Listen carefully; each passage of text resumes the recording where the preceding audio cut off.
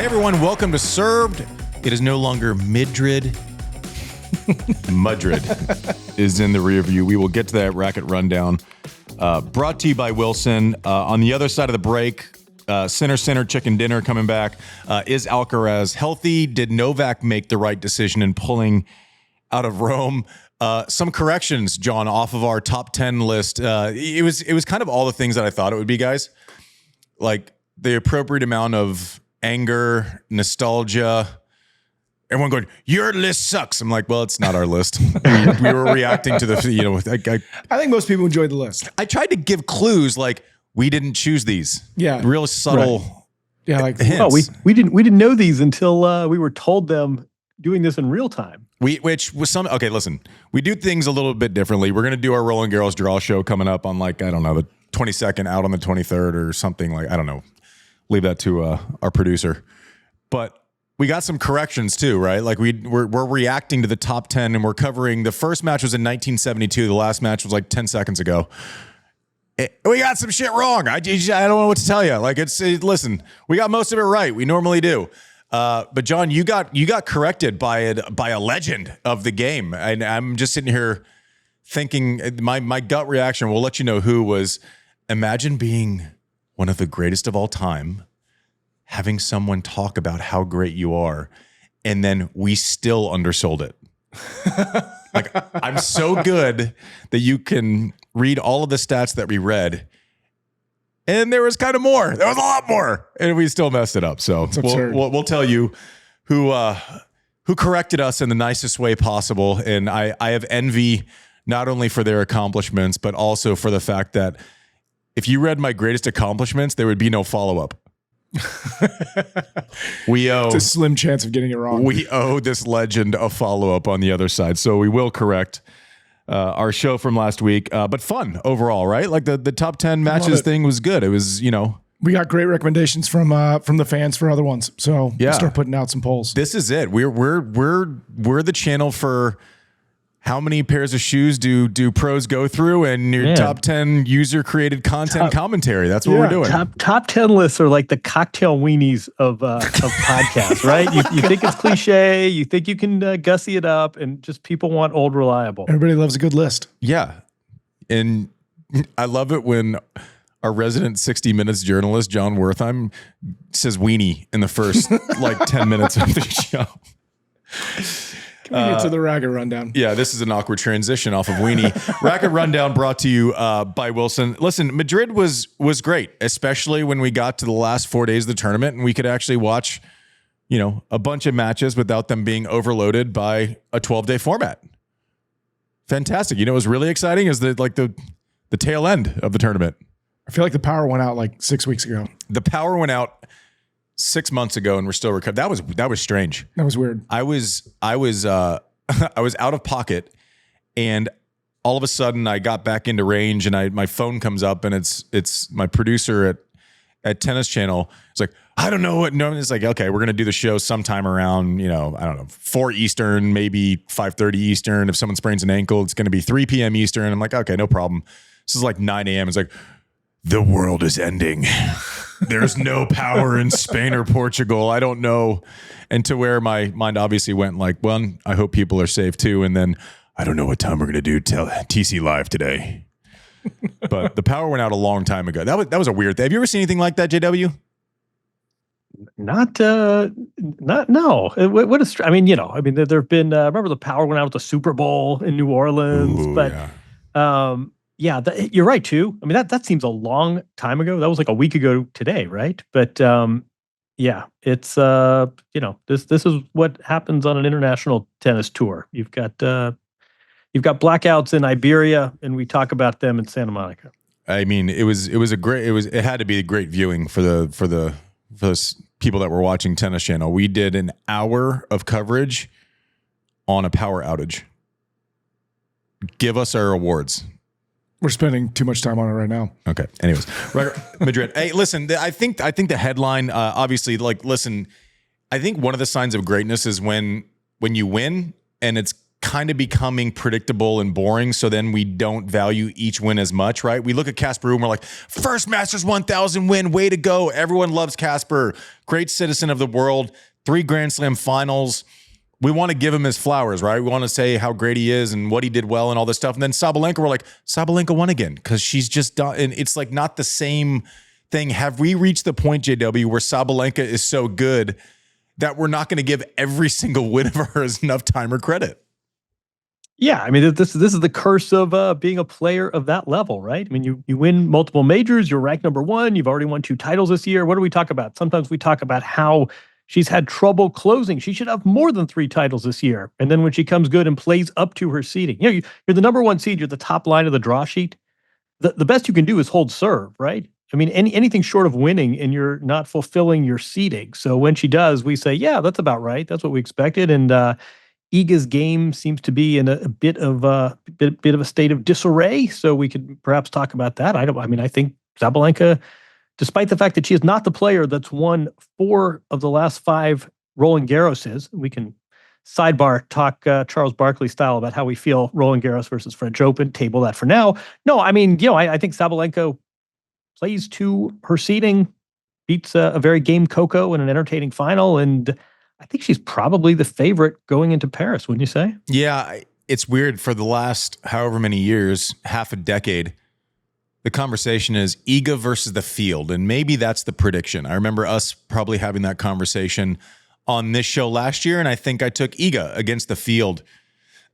If you put Iga against Sabalenka right now, to your point, I think I try not to be a victim of the moment, on the show,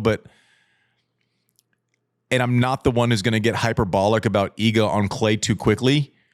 1-1 loss against someone who you've dominated that rivalry up until the last, 3 or 4 matches is cause for concern. There's no chance she walks off that court and is like, oh yeah, I'm filled. My cup is full of confidence. So to your point, I think it makes the tournament a little more interesting, right? We're not starting from the answer, which is, Iga's dominance, but I want to celebrate Sabalenka because I don't want to get to the point where she's so good that we're bored by her excellence. I think that's an unfair thing. And I want to talk about one shot in particular that I think it was my favorite shot of the week. And when I describe it, we do the hot shots and we do the highlights, and it's always some form of luck, or someone should have put a ball away and someone gets there and they're not score relevant. And Musetti hits a one-hander off his shoe tops and he's, 5-2 double break up. I'm obsessed with a score relevant. Sabalenka hit this backhand against Kostyuk, and it was, I think it was the quarters. Second set breaker, down set point. Kostyuk hit this floater. Sabalenka's fading away to the left corner, 4 or 5 feet back, and it's coming high and soft. So normally you create spin because you can't. She backs up, cold cocks a winner off the backhand side. It had to go 92 miles an hour.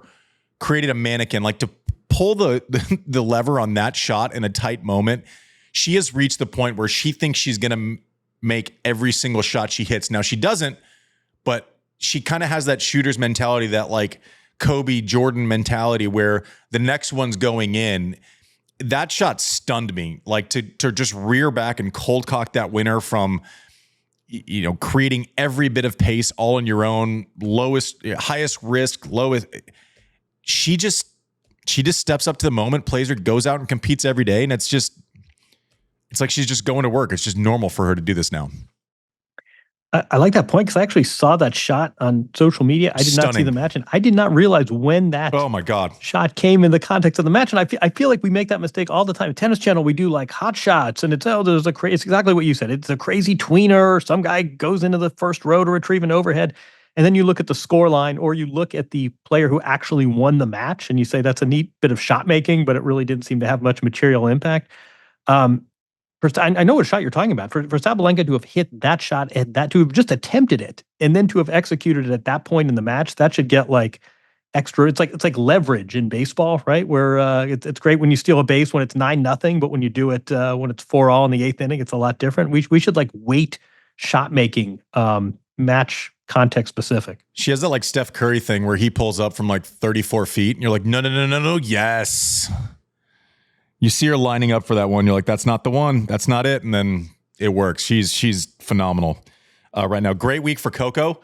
The serve I think is still a little hit or miss. The forehand looked great this week.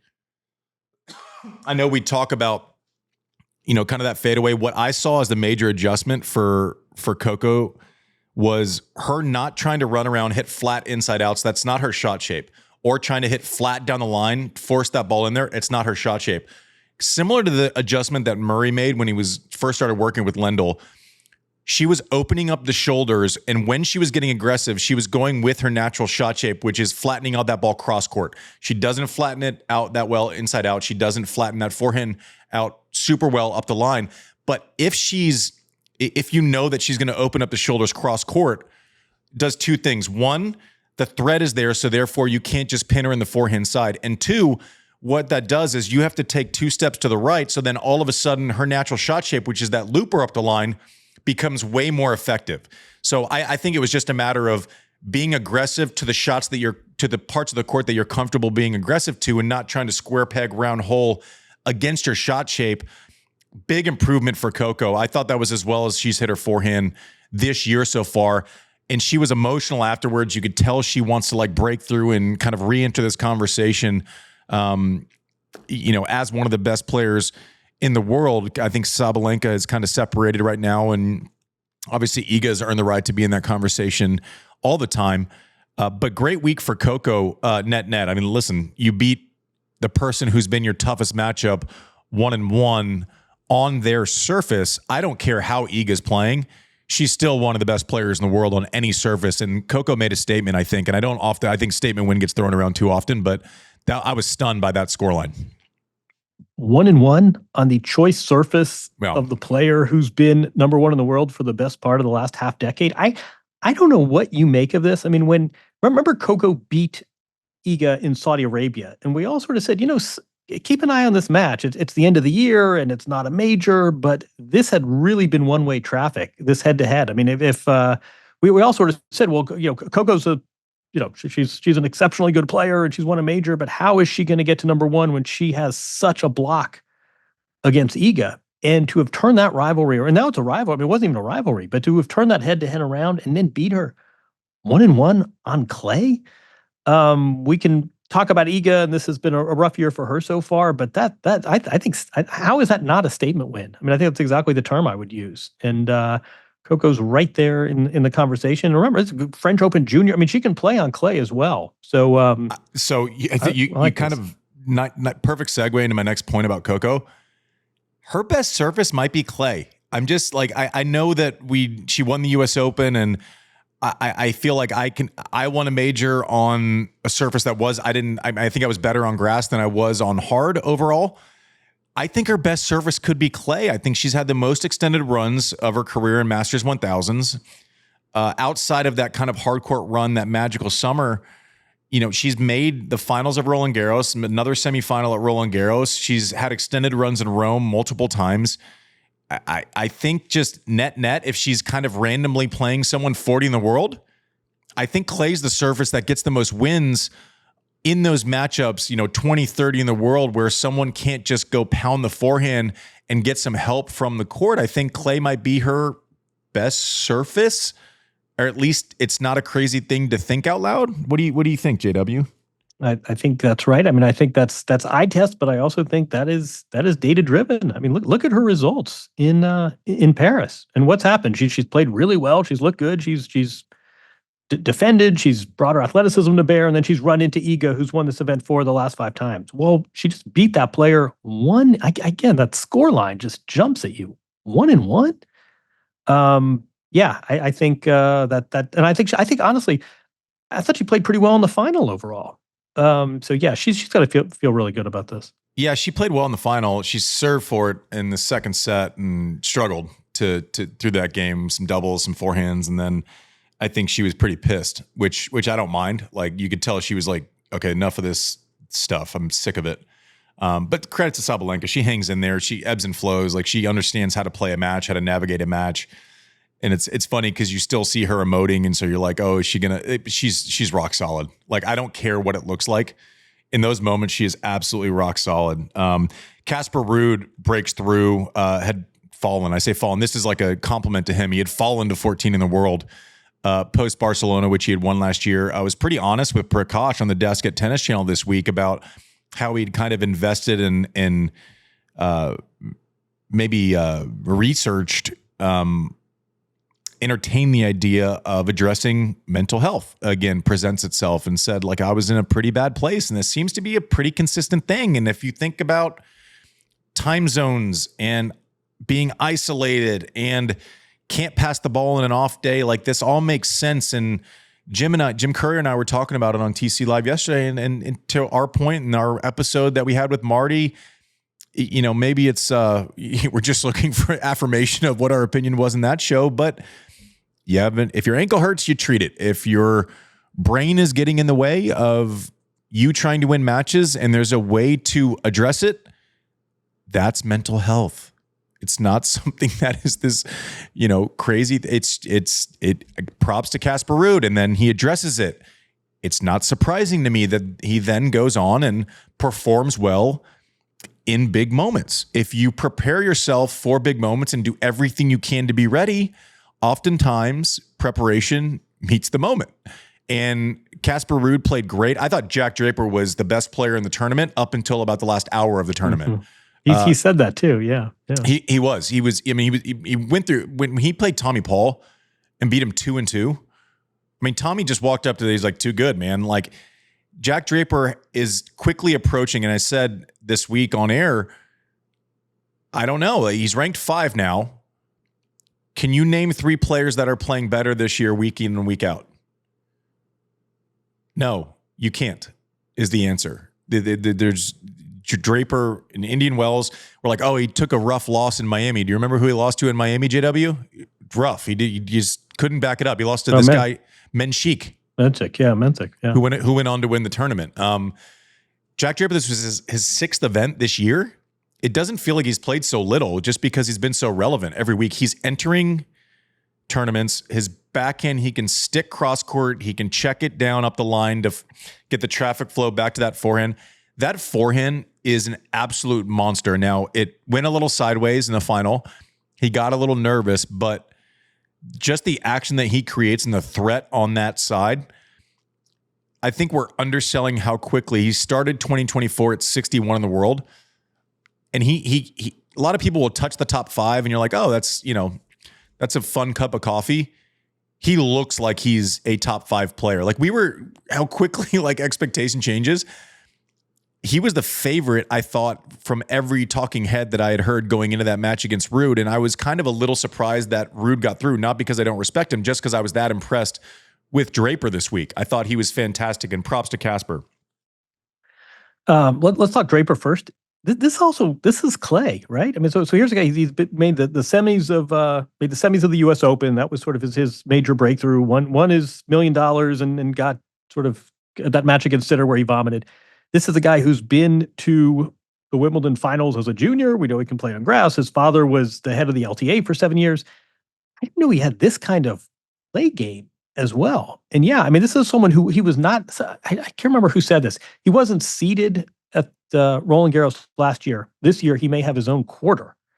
This guy's for real. 23 years old, same age as same age as Sinner, and there's a lot of game there. There's also a lot of poise. There's just sort of a professional level. I mean, it's funny he played Casper in the final because it's not an altogether much different games, but not an altogether different approach. And did you hear what he said afterwards? He basically said, last half hour of today, you were the braver player. He knew immediately what had happened. He knew that match was a winnable match that was right there for him, and he just retreated a little bit. And to admit that on the spot, I thought was really impressive. But no, for Casper, if one of the sort of liabilities of tennis is how spread out it is, how isolating it is, the time zones, everything we've talked about that creates some of these mental health challenges. I would say that one of the virtues, one of the assets is how quickly things turn around. So you're right. I mean, he was 14. He's outside of the top 10. What's going on with this guy? He's having a hard time putting together some decent results in 2025. Whether he gave that interview about mental health, whether it was the fact that his girlfriend was there, so there was a bit of stability. He plays a great tournament, wins his first Masters 1000. And all of a sudden, this goes from struggling to Casper Ruud to, hey, wait a second. This guy has made the finals in Paris twice. He's made 3 major finals overall for his career. He's now back in the top 10. He has a Masters 1000 title. We know how solid he is, especially on clay. Why are we talking him as a contender? So, in the course of, it should be 7, but in the course of 12 days, you go from a guy outside the top 10 who's struggling to suddenly you're contending for majors again.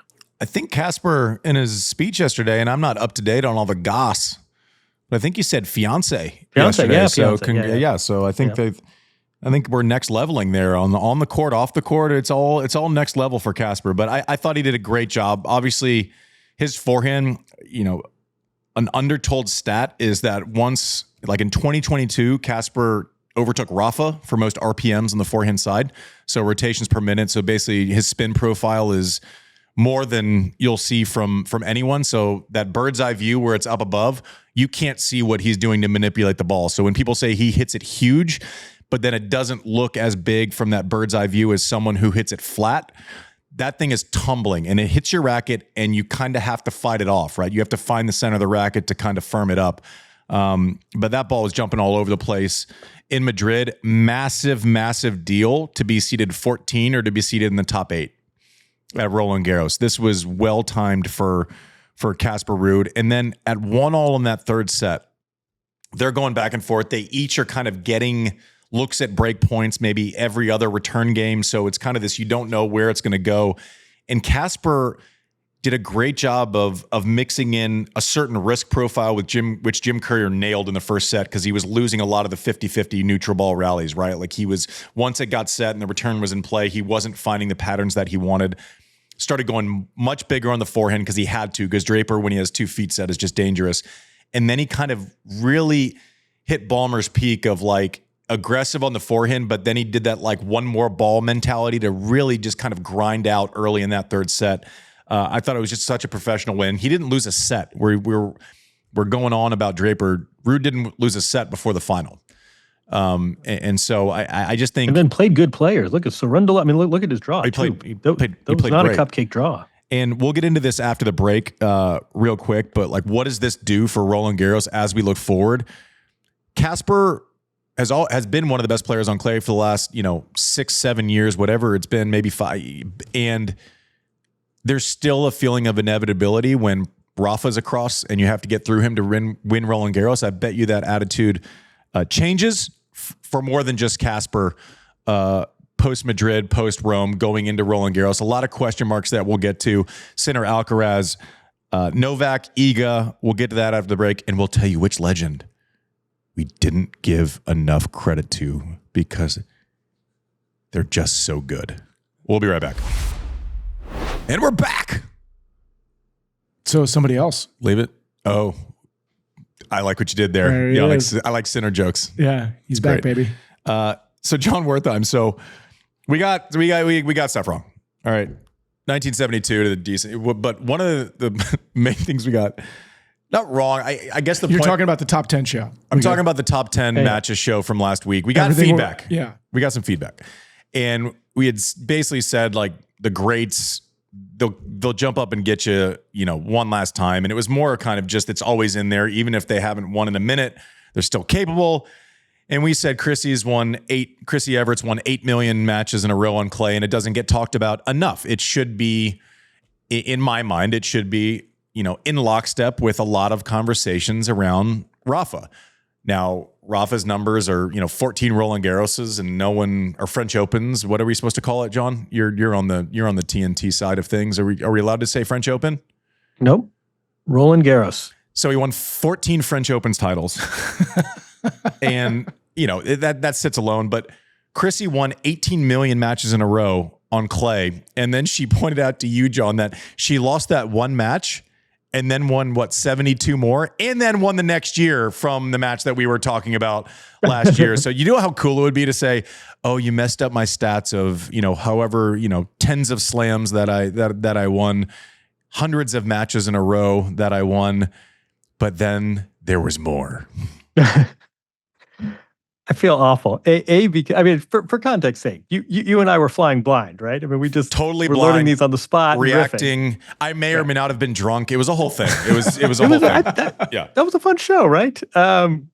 Good show. We got a lot of feedback, but yeah, it seems. I think I said that Chrissy's last Roland Garros, and let's actually save ourselves 3 minutes to discuss this bit of nomenclature. This Roland Garros versus French Open that Charles Barkley went viral on a few nights ago. But anyway, Chrissy won. I think I said she won her last Roland Garros in 85. She did not. She won her last in 86, beating Martina again. I will say that, first of all, several points.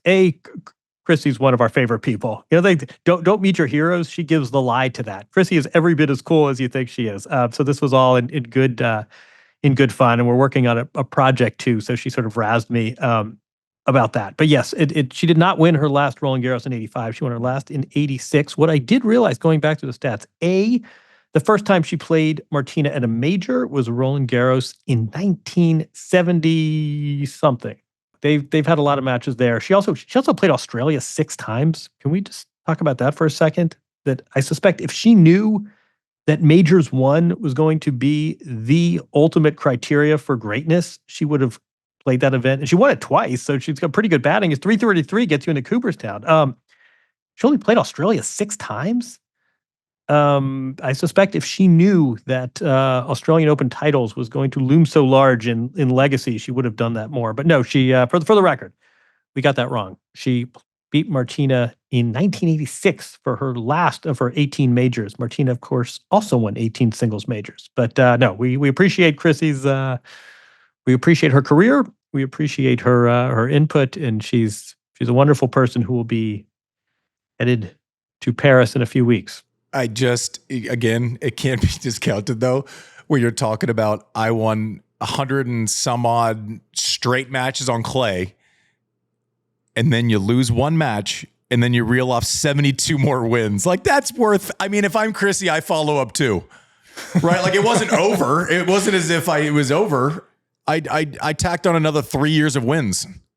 That's a flex. That's a first ballot Hall of Fame career if she never plays another match on any other surface. Okay, so you could argue that the 85 and the 86, like, that would qualify. Exactly. Man, she won 2 majors. Go. We probably have the most accomplished research department of all time. We don't have a research department. It's Chrissy. Exactly. Yeah, Chrissy's her own research department. Yeah, seriously, Chat GPT plus people when we. I sometimes wish, like, we should actually do Techie Sean. We should do a behind the scenes of what a ragtag operation we have here. Like, we should do a studio tour. Oh, God. All right. Well, those are big on TikTok right now. We'll do that. Okay. Yeah. We could basically just turn an iPhone in a circle. Yeah. Is what it was. The hum you hear in the background is a cold plunge because we're literally there's in a the gym. pellet. Yeah, it's a mess. Jannik Sinner's back. It's a mess. Jannik Sinner. Hey, JW, how much you're on you're working for TNT at the French Open, and you got a chance to talk with Sinner, TNT taking over the coverage. I think we're all very excited about that. New voice presenting, and hopefully what is a different way. But you actually got to go chat with Sinner. You spent some time with Cahill as well. What's the vibe in Camp Sinner, and what are you allowed to tell us? I'm not sure what I'm allowed to reveal, but no, I spent a day in Monte Carlo with him last week, and this obviously is, as you say, this will be an interview that will run on TNT during the Roland Garros coverage. I'm not saying French Open. This was a few days before he was leaving for Rome, and I got to say, like, he totally. My big takeaway is he totally grasps what he is about to confront, and he's been off for 90 days now. He's been serving this penalty. He described it as sort of the lesser of two evils. I mean, does not think he did anything wrong, but he realized that this is essentially a plea bargain and it could have been worse. And I think he recognizes that he's going to get questions about this. We sat down and there was nothing off the table. There was none of this sort of don't ask about the suspension. I mean, it was a completely, it was a good, solid conversation with no sort of conditions or stipulations put on it. And I think he recognizes what he's confronting, not just in terms of what it's going to be like to rejoin tour, but I think he understands big picture that this is something he's going to have to answer for. He essentially maintains his innocence, and I think he recognizes there will be people that support him. There will be people that, no matter what he says and does, think that somehow he skated, and there will be other people who are still sort of trying to figure out how they feel. And it's an uncomfortable situation. The guy's won 3 of the last 5 majors, and he won the previous major. Then he serves a 90-day doping suspension, and now he will go to the next major as the number 1 seed. That is an unprecedented situation. And I think, when media day starts in Rome and when he confronts sort of the media in Paris as well, I think he's prepared to talk about what he's been through. If you're going to play this guy early on, I mean, with the media being what it's going to be around him, are you kind of happy that it's going to be a bit of a circus, or are you going to get a lot of inbound questions also if you're just on his side of the draw? Everyone's going to be asked about it. I think it's the biggest off the court news story that we're going to have this year. I mean, barring something crazy or tragic or, whatever else, it's a massive story. And it for layers, right? It's do you actually understand what happened in this case is one. If we're going to have opinions, are they responsible? How much responsibility does the CEO, which Jannik Sinner is, have for his employees? And does he have to, serve the maximum sentence for someone, under his eyeballs doing something that he says he didn't know about? There are certainly layers, but if you're a player playing Jannik Sinner and I think it's Navone and some young 17-year-old Italian wildcard, if you're them, anything that changes the norm, right? Like if you're a player that's ranked 250 in the world and you're playing Jannik Sinner, you want the wind to be blowing at 50 miles an hour. Anything that changes the dynamic there is a net benefit. So yeah, you might have to answer for something, but if Jannik's a little nervous, if re-entry is a little weird, if the expectations, like we talk about him landing in Rome as the greatest thing ever, right? Like we mentioned it, and it's like we kind of laugh, and it's like, of course he's going to start back in Rome. But that has layers too. Like he hasn't pulled out of Rome last year, and he hasn't played in that tournament, which is the biggest Italian professional tennis event. Turin is 2 years old. The Italian Open has been there for decades and decades. He hasn't played there as the Jannik Sinner who's number 1 in the world, multiple Grand Slam winning Jannik Sinner. And we see how hyped he is in Turin and how he's Italians are just so crazy about him. So that's its own pressure set, right? Like it's not as if he knows he's going to get support. He's not going to get booed, where he might have. And let's say he started in Spain or, somewhere else, but that's not easy either. Like it sounds like he's eyes wide open from what JW is saying, but it's not easy. He hasn't lost a match. Let's not forget this. He hasn't lost a match since, was it late September or the first week of October in the Beijing final to Carlos Alcaraz last year. He's won 21 straight matches. And hasn't played since Australia either. And Turin last year in the final I think that was peak for him. No one got to 5 in a set. And then follows it up with the Australian Open, says he was struggling because he felt a shift in energy in the locker room. Like he admitted that. He's admitted that this week in some interviews. So it'll be interesting. But one thing's for sure, whatever happens in the first 3 matches, we're going to overreact. If it's good, if it's bad, if it's good, it's like, oh, he doesn't even care. Like he cares. He's sensitive to it. He knows what's going on. He also has this insane ability to compartmentalize, at least so far. It's not as if he's coming back and facing the media, the players for the first time. He won in Cincinnati the day before he knew the news was coming out, and then dealt with it all week, and then went and won the U.S. Open. WADA decided they were going to step in. He played the entire Australian Open knowing that WADA was going to, put its foot on the scale shortly thereafterwards. It was shorter than we thought because I didn't really fully understand that you could just negotiate this stuff. But yeah, it's going to be difficult, but we're going to overreact. People say, well, it's his worst surface too. Like, I'm like, oh, he was up 2-1 in Carlo. Like, he almost won the French Open last year. Like, I understand, but it's going to be strange to your point, Mike, but, there are still a lot of other people I'd rather play first round than Jannik Sinner. I'll tell you that. We'll see if Carlos Alcaraz comes back healthy. So I guess the macro point is like with Sinner, with Alcaraz, who I think is the clear favorite if he's healthy for Roland Garros still. And then Novak skipping Rome.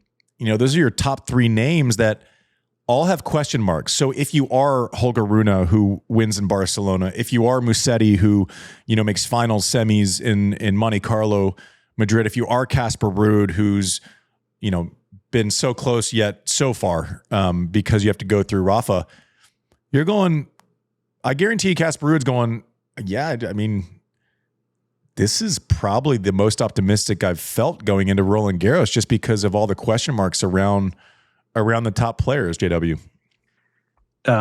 Yeah, but keep going. I mean, how far down this list do we go? I mean, Francisco Cerundolo. I mean, I don't know how.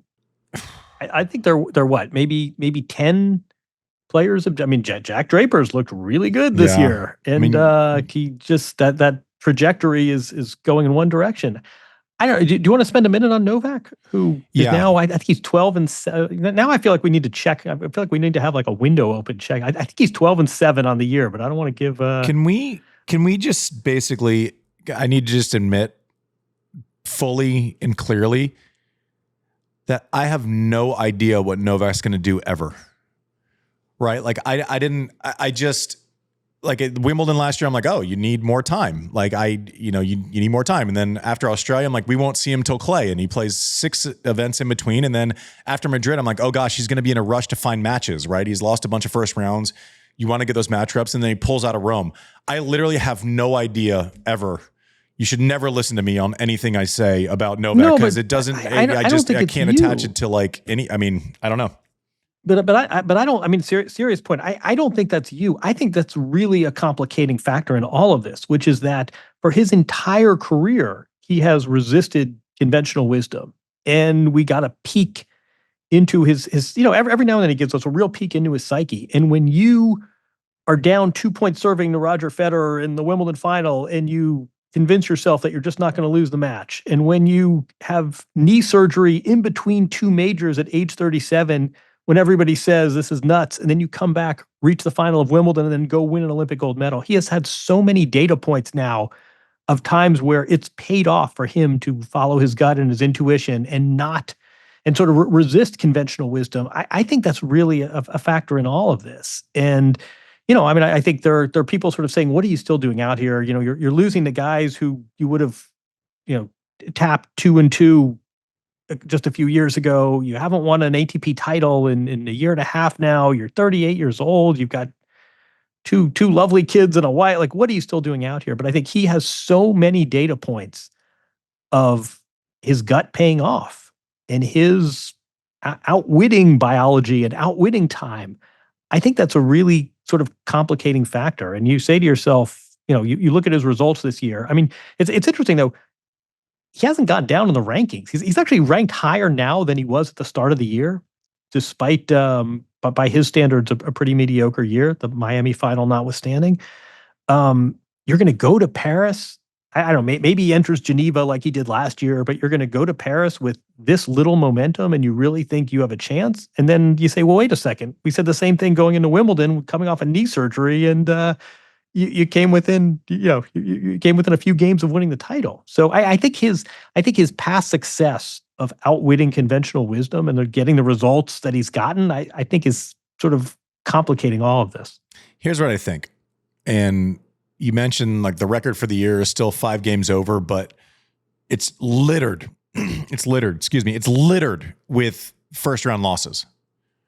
right? And it seems like the book now is like, I can't just kind of show up at tournaments and be in the semis. Like that's not something that, is the norm for me anymore. But he doesn't have to. Like he's here for 4 events a year. Like he won the Olympics. He's here for 4 events a year. Now, for me, it's just a matter of, can he get off the mark, right? What's his start, right? If it's a 100-meter dash, I don't know if that he can kick and make up ground once he's behind now, but if he gets a couple of matches in, he's in the semis of Australia and might have been considered co-favorite. Like we have very short memories, right? All we remember right now is Arnaldi, but he beats Alcaraz and he's playing Zverev and people are going, if he's healthy, he's the favorite. Zverev was 2 or 3 in the world. He can reset that expectation set so quick. If he looks great his first 2 rounds of Roland Garros, we're throwing him right back up top of the favorites list in the top 3. He can reset quicker than anyone. Now, not playing Rome. Now, I don't know I guess the only way it makes sense is my movement lacking? Do I need 2 weeks of literally 2-on-1s, 3 hours a day, 4 hours a day to prepare for 3 out of 5 sets? Maybe my body's not ready for 3 out of 5 sets post-Australia with the hamstring strain. Playing, 2 sets on fast courts in Miami is different than playing 3 out of 5 at Roland Garros. So that would make sense to me. Okay, let's take advantage of this. One of the advantages for him is that every Master Series is 2 months long now. And so maybe he takes this block and sneaks a couple matches in Geneva like you're talking about. But I think I'm done trying to apply what is normal for the rest of us as far as like, I haven't played enough matches. I need to enter as many tournaments as possible. It's just not his rules. And I am so bad at applying 20 years of what I've seen, what the circumstances are.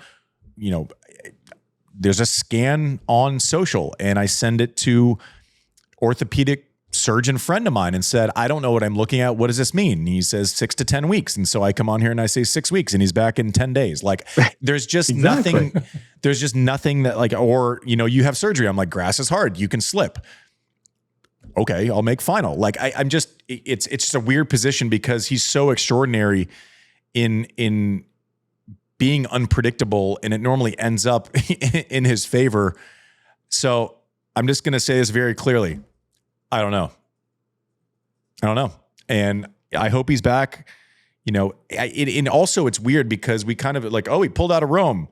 Will that be great for Roland Garros? But he's so exceptional that we don't go, he pulled out of Rome. Is that it? Where anyone else at that age, you'd be like struggling. Is that it? He's going to try to play Wimbledon again. I say that. I mean, maybe I'm basically guaranteeing that he's going to retire in 3 days because I'm like, he definitely wants to play Wimbledon again. We know nothing. Yeah, we know nothing. But you amass enough of these. You've got enough body of evidence that your gut is pretty darn good, and I think that's a big factor here. We don't know anything. I feel quasi informed and confident in most opinions on this show, and I think I'm retired from even pretending to understand the Novak of things and at all, both ways, right? He should get matches. That means a pullout. He's going to be short on matches. This is going to be tough. Final of a Grand Slam, like 10 seconds after surgery. Like I just don't know. But that's what makes him a fantastic watch. That's what makes this portion of his career where it's like, I don't know how much he has left. Wimbledon final, win the Olympics. Like he's capable of that still. Weirdly, you can find momentum in Grand Slams a little bit easier because the draws are a little bit more watered down. You go to Rome, you're playing someone top 40 in the world most likely straight away. You go to Roland Garros, you can play a qualifier who's 160 and get a 7-6, 6-4, 6-3 and get those reps, right? It's actually easier to play your way into a slam and find some wins than it is in the gauntlet of Masters 1000. I was going to say weeks, but I guess I mean the bi-weeklies. With a day off. So he went to the Olympics last year at Roland Garros. Remember last year he had the knee injury at Roland Garros against Cerundolo, but did not lose that match. And he won Roland Garros the year before to win Major 23, right? Mm-hmm. He hasn't lost at Roland Garros in a really long time. And when he did, it was to Nadal, who of course won't be in the draw this year for the first time. And it's I don't know. I mean, if Novak catches a gear, as we say in pool, would it surprise you if he won the title? No. If Novak loses in the first round and said, you know what, this is beneath my standards, it's, the message is clear and biology is now speaking with its throat cleared, I'm out. Would that surprise you? No. I mean, the range of options here is a vast one, isn't it? Yeah, and here let's simplify. I think he used to be able to just go 0 to 60 whenever he wanted. I think now he has to like go 0 to 30 to 40 to 50 to 60, but I think 60's definitely still there. Right. I don't think we can overreact. I just think if he gets 2 great performances in first 2 rounds of Roland Garros, also known as the French Open, I think he's off and running. Like I don't know. Bet against him at your own peril, but I don't know. I have no idea, Mike. I'm useless. I mean, it sounds like what you're saying is the next, month or so, everything's kind of wide open on the men's side, and it sounds like we're gonna have some great tennis to watch. I do think it's Carlos Alcaraz dependent. I think it's his health. I think he's so good on clay and only getting better. I thought he played great in Monte Carlo. Hey, JW, can you break down? It sucks that it feels like every month we have a show where we're talking about some sort of suspension for doping and everything else. Can you break down what you know with Max Purcell, who, just explain who he is, the situation, and why people are pissed? Oh man. See, this is what happens when we're rolling without notes here. Max Purcell is a fine Australian player, very good doubles player, but also a really nice singles player, a lot of game. And in December of 2023, he goes to a clinic in Bali, gets an IV with vitamins, says he wasn't feeling well. And it turns out it was 5 times the limit. There's 100. I just want to be sure I have. I mean, I don't want to limit for like a volume of liquid. Yes, it's 100. Yeah, it's 100. So stupid. It's 100 milliliters. He did 500. So stupid. But I I think sick. Well, yeah. I mean, I think these limits exist because it's easy to see why, and we've seen this. I mean, Mike, you know this. I mean, this is straight out of MMA. This is an old UFC play. I mean, BJ Penn did this back in the day. Yeah, you can flush banned substances out. This can change the data on your biological passport. I mean, there are reasons why you have an IV limit.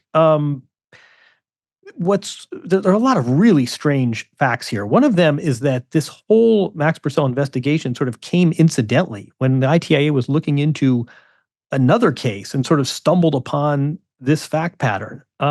There are text messages that were received. I mean, it did seem a little strange that Max Purcell had this procedure and tried to make sure that the clinic did not keep a record of it. I mean, the bottom line, he gets 18 months. And so on its face, it's a little strange. And I think we can all agree with this. I mean, I think on its face, it's very strange that players like Jannik Sinner test positive for a banned substance and get 1/6 the suspension of Max Purcell, who did not test positive for a banned substance. He simply had this IV that was 5 times the limit. He did it twice, John. Just so you know, so we're clear. The 16th and the 20th of December, 2023, he had 2 separate infusions over 500 milliliters. Yeah, and the limit is 100. 100 every 12 hours. I mean, the bottom line, I think this is a case where there should be sympathy for the player. And the other thing too, I mean, he had just sort of cracked his threshold in his rankings where suddenly he has to start giving whereabouts. So he's had this single success, and this is now he's sort of in this different division in terms of reporting his whereabouts. And did he not know about this limit? Well, it seems as though in text messages he had been corresponding with another player. I mean, the bottom line is this seems like a very harsh penalty for something that is not a banned substance. I mean, one thing that you take away from this is that you can have a doping penalty even if there is not a positive test. I mean, there's all sorts of these non-analytic positives where things like they view, so just to level set, the IV limit exists because people like, I mean, I think you wrote, and correct me if I'm wrong here, Mike, but like Lance Armstrong ran a program where he basically would use IVs to flush things out. So he was basically using IVs as a masking agent of sorts to flush whatever they were looking for from his system. Yeah. Is that correct? Correct. It's the reason why it's banned is because you can microdose and flush if you do this in kind of these batches. And change your data. I mean, let's be clear. There's no evidence that Max Purcell did this for any nefarious reason. But this is why WADA has this in place, because scientifically it can be done. Okay, so we're not saying he did that, because let me just say, I've done 4 things this week that would have gotten me banned by WADA. I took melatonin, which may or may not have been, whatever. I took a Sudafed, which also I had an IV this week because I wasn't as you can hear in my voice, it's not perfect. And I must have had too much caffeine at some point this week. So, none of which actually enhance performance, but are also banned. So basically what we think is that the IV, he's not getting banned because of the contents of the IV bag. It's the quantity he can represent. And we're not saying he did this, because I think it's, sounds like a bit of a raw deal past his actions in potentially sending the wrong types of text message, trying to kind of, I don't want to say hide it, but seemingly being aware that something had gone wrong or was potentially wrong. And then, whatever it was, it feels like the aftermath and of the actions could have been the priority with having such a significant ban, with not having tested positive for a substance. Is that correct? Yeah, and I think that I honestly, I think there's real sympathy to be had here for the player. I mean, it's very easy to see. It's like you say. I mean, there's so many rules, there's so many regulations. On the other hand, there's some, there's some bad facts here. I mean, the fact that he didn't want the clinic to keep receipts about the infusion, it's not a good look. I mean, the flip side is, hey, listen, I'm a top 100 tennis player. I don't want any privacy breach. Again, these are really tough cases, right? It's really easy to go on social media and say either tennis is corrupt or everyone's doping or no one's doping in this. I mean, these are really complicated cases, and it's a little counterintuitive that a player who tests positive for a banned substance gets 1/6 the penalty of Max Purcell, whose IV bag was too big.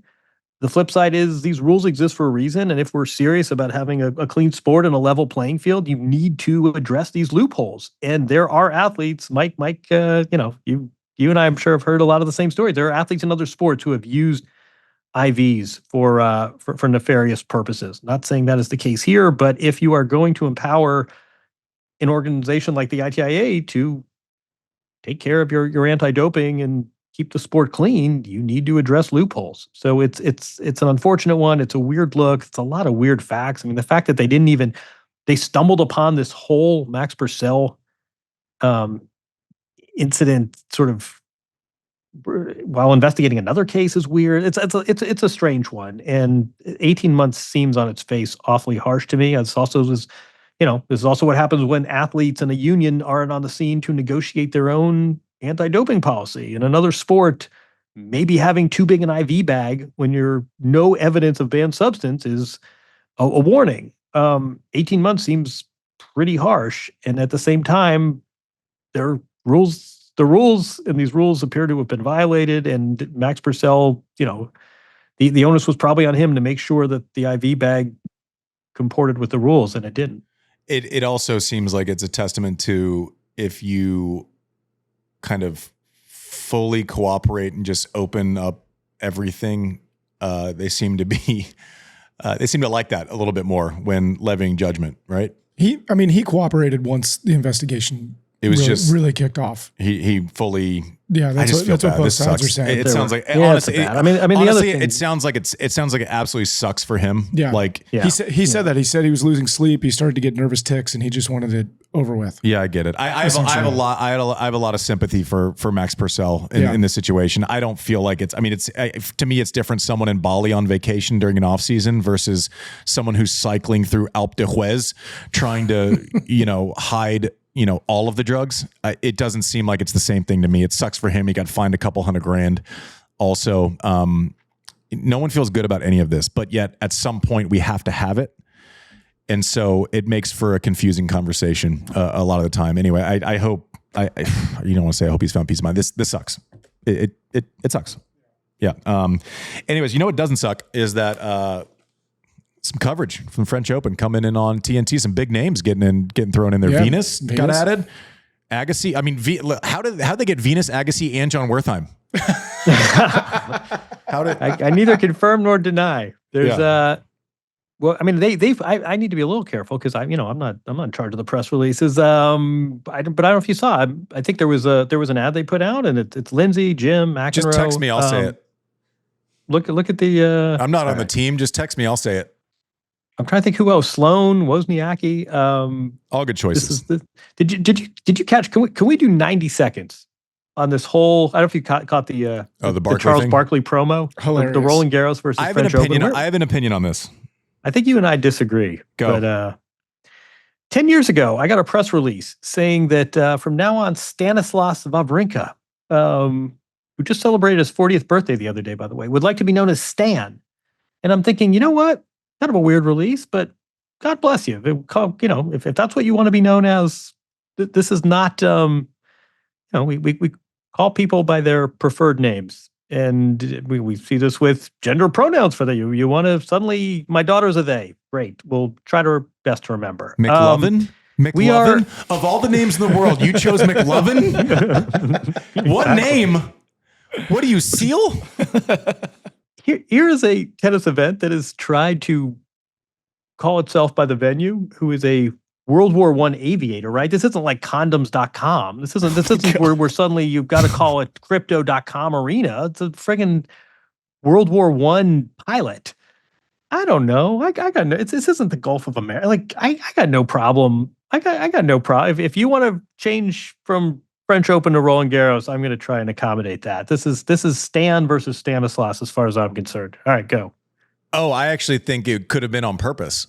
There's no chance they get more marketing dollars than this Charles Barkley fumble, who also is working for the same company. Like, I think it's the best possible marketing that could have been. Like, all press is good press. No one else is clicking hundreds of millions of times on this name change unless they do this. I think if it's not calculated, it should have been, because I think it's the best possible scenario for advertising and keeping it on the radar of when the French Open starts. I think it's great. So I think it's cynical. Beautiful.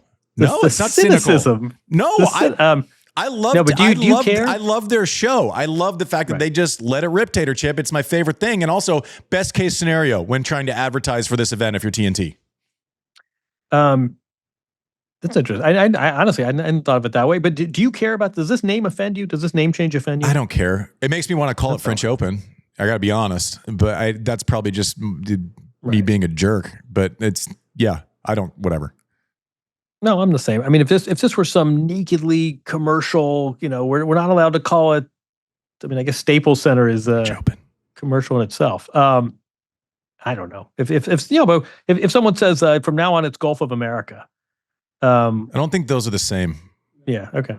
I don't think it's. I don't think it's the same. No, that's what I'm saying. No, my point is, exactly. I think calling this Roland Garros. I think we're on the safe side. If that's what you want to be called from now on, knock yourself out. I think it'll be a blast. I'm excited to see our kind of legends that haven't been. I mean, we know Lindsay's great. We know Jim Courier's great. We know a lot of the usual suspects, and they're awesome. I'm excited to see Sloane. I think she's fantastic when she's been in studio with Tennis Channel recently, and then before she won the U.S. Open, she did like a 6-week run. She was brilliant. I can't wait. I've been talking to Andre. I know I can't wait.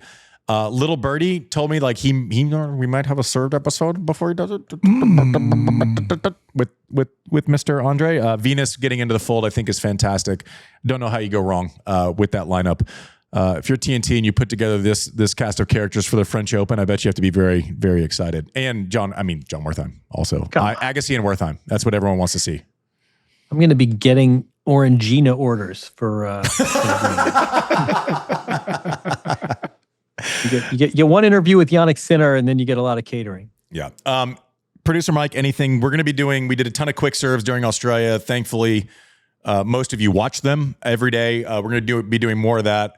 I don't know. We'll try to think of something else fun to do. Any other notes that we need? No, we'll have our Producer draw. Mike? We'll have our draw special per usual. Yep. Hopefully coming out right before. We'll get most of it wrong. Because Flying Blind has served us so well in the last 9 Apparently days. people like to see the train wrecks that are our show that no one prepares Well, for then him. tune into our draw show. Then we got our quick serves every day. John will be obviously on the ground. We'll try and sneak him in, and we'll be here in a studio. We might have a very special guest in the middle that Andy just referred to. We'll have our recap show. So French Open is stacked. Sorry, Roland Garros is stacked. The Roland Garros with French coverage. Open is stacked. JW, thanks for joining us. Welcome back to America. Good to have you. Producer Mike, Techie Sean.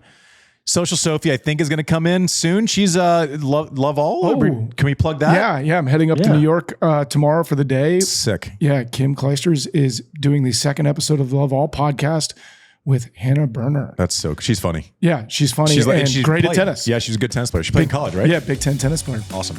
Yeah. That'll be fun. We will see you next week. Thanks for watching, Serve.